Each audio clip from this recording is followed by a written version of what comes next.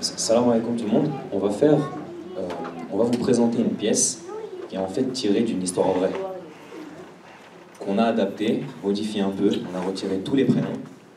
Et le jeu, c'est que vous essayez de deviner quelle histoire c'est. D'accord? Vous connaissez probablement l'histoire. Ok? So now in English, we are going to present you a story, which is a real story, Islamic real story, and we are going to get rid of all the names, all the places, and you have to try to guess. We are not exactly copying the story, but we're using it as a base. Okay? Before you start, Zainab, you can speak French and English, so I think you should be the judge to judge this drama. So let me tell you the three things that you have to tell about. So the first thing is the overall theme of their story. The second thing is their acting. And the third thing is their teamwork. So you have to give 10 points for each of these three. 0 to 10. 10 being the highest, 1 being lowest. Is that clear? Yeah. Okay, thank you.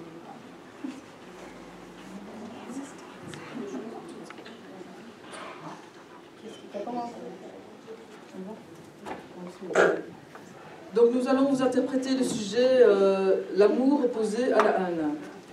Alors je vous invite à vous projeter dans l'histoire, à remonter au 7e siècle après Jésus-Christ. Imaginez-vous dans une zone desséchée du désert en Irak, à Koufa, où des soldats, les soldats du roi, se battent pour tuer leurs ennemis. So we take you back in time to the 7th century. The theme of the play is love versus hate. And we ask you to imagine that you are in a desert-like atmosphere in Iraq in the 7th century.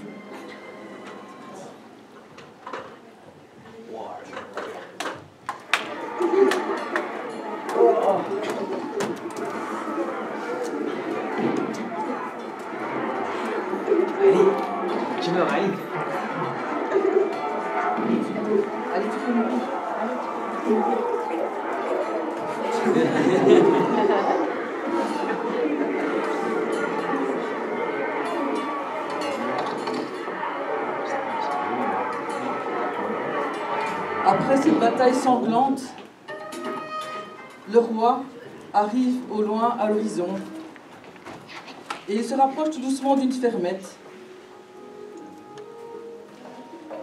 So now that the combat has ended, the great king comes back towards his home, and he's passing a village with a farm in it, and he enters a house. Et il y découvre une veuve esseulée, éplorée, qui vient de perdre tous ses fils durant cette guerre pour défendre le roi. And in this house he finds a woman who has been widowed and has lost all the men in her home. Salam alaikum. Bon appétit sur vous. Je vois que vous essayez de préparer à manger, mais je ne vois rien à l'intérieur de votre casserole. Qu'est-ce qui se passe? Il n'y a plus personne. On m'a amené à manger pour s'occuper de mes enfants. Ils ont été tués à cause du roi.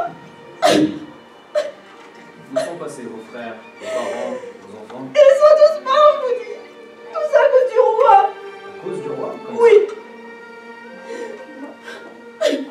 Comment le roi a tué vos enfants? Non. Non, il a combattu. Ils ont combattu avec lui. Et aujourd'hui, à cause de ses ennemis, ils sont morts. Oh, donc vos frères, vos parents ont combattu avec le roi. Ils sont morts pour le roi. Oui. Oui. Vous semblez lui en vouloir. La'natullah alayh. Que Dieu le maudisse. Que Dieu le maudisse. Je vois que vous êtes dans une grande détresse et j'aimerais pouvoir vous aider. Si vous m'autorisez à revenir demain avec peut-être un peu de nourriture. sûr de quoi aider vos enfants. Oh oui. I would like to help you, and if you allow me, I can come back tomorrow with some food and clothes to help you. Mais je ne vous connais pas, vous êtes un inconnu. Ça me rendrait heureux de pouvoir vous aider. Alors je le veux bien. Et donc, cette vieille dame, fatiguée, œuvre péniblement, comme vous l'avez compris, à la préparation des repas, dans une simple et misère, dans une simplicité et misère, où les éléments les plus rudimentaires sont absents dans cette maison qui a perdu tous les hommes qui subvenaient aux besoins de cette famille. Et donc voici ce parfait inconnu qui lui a proposé donc de lui apporter de la nourriture et qui part à l'épicerie pour faire les achats nécessaires pour aider cette famille. J'ai besoin de vin, d'un peu de riz, de quelques vêtements pour les enfants. 500 francs. 500? Ah, c'est très très cher. Ah, c'est normal en Suisse.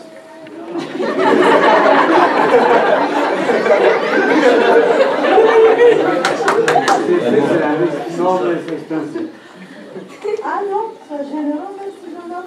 Pas là. Ok, 250 francs. Ok, j'accepte. Merci. Merci.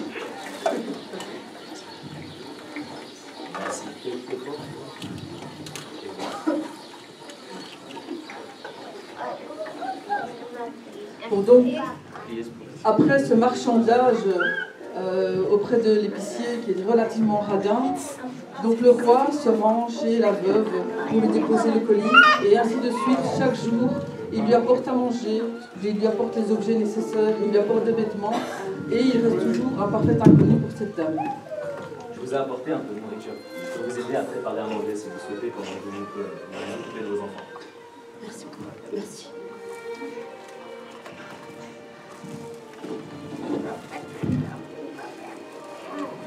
Vous allez nous apporter un peu de nourriture. On va bien manger aujourd'hui. Il est gentil, c'est jeune homme.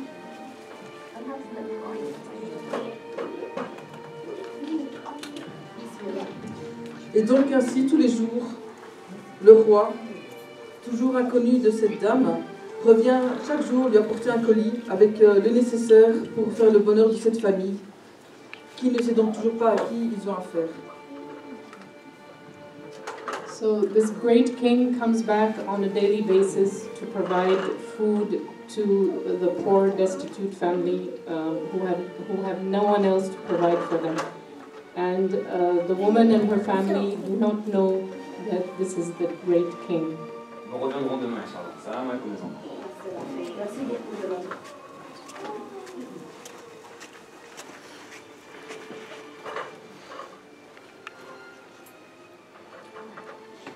Les filles de la maison et la belle-fille s'approchent et aux alentours de la ferme, elles découvrent cet homme qui aide leur mère au sein de la fermette et qui lui prête main forte. Mais maman, mais tu sais c'est qui? Mais quoi, tu le reconnais pas? C'est un inconnu qui est venu me prêter son aide.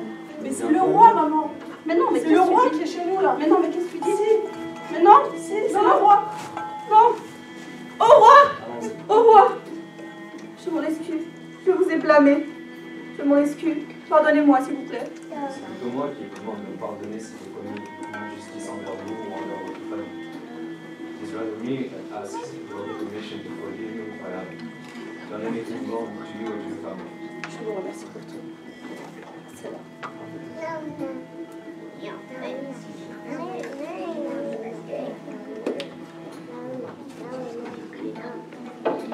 So we can end with the hadith. On peut terminer ou conclure avec le hadith. Man ahabbu lillahi wa abghada lillahi wa a'ta lillahi wa amsaka lillahi du'iya fi malakuti samawati adima. Whoever loves for the sake of Allah and hates for the sake of Allah and gives for the sake of Allah and holds for the sake of Allah, he is called a great person in the world of hidden realities of heavens. Quiconque aime pour l'amour d'Allah et haït pour l'amour d'Allah et donne pour l'amour d'Allah et détient pour l'amour d'Allah, il est appelé une grande personne dans le monde des vérités cachées des cieux. I would like to add 2 more hadiths on hate versus love. The first hadith is from Imam Sadiq alayhi salam, who says, "Is faith anything but love and hate?" The second hadith is from the Prophet sallallahu alaihi wasallam, who says that the firmest handhold of faith is to love for the sake of God and to hate for the sake of God, to befriend God's friends and to renounce His enemies.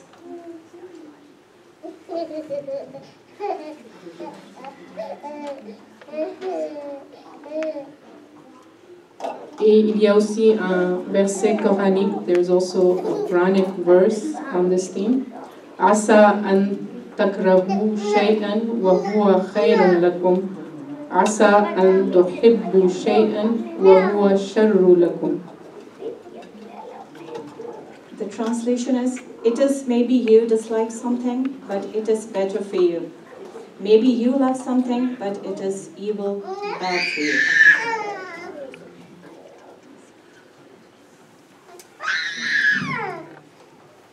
On a fini pour la pièce sur la route, s'il vous plaît.